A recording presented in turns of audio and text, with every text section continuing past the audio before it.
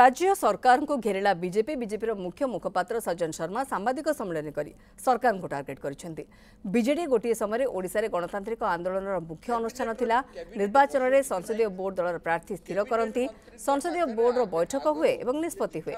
Cabinet मंत्री माने cabinet बैठक में न थाई मध्य निष्पत्ति हो जाउछि बोली बीजेपी आक्षेप करिछि। ओडिशा को एथरो मुकुळेबा पाई बीजेपी वोटर मानक निवेदन करिछि। मोदी सूर्यघर योजना माध्यम सुलभ मूल्य बिजुली मिल पारिबो, मां मानक आर्थिक सच्छल करिया पे सुभद्रा योजना आसीथिबा कथा बीजेपी कहिछि। आभिमुख्य एवं तांको विचित्र अवस्था देई आम राज्य गति करुछि। आमे जहां को निर्वाचित करिछु, जहां को दायित्व देइछु,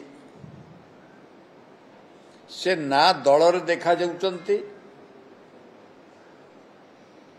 ना लोकों पाखर देखा जाउचंती, से केवल वीडियो रे देखा जाउचंती। बिजु जनता दल गोटे समय रे ओडिशार गणतांत्रिक आंदोलन गोटे मुख्य राजनैतिक संगठन होकर जार पॉलिटिकल अफेयर्स कमिटी थिला, जार स्टेट एग्जीक्यूटिव थिला। वर्तमान आपण देखिथिबे निर्वाचन रे साधारणतः पार्लियामेंटरी बोर्ड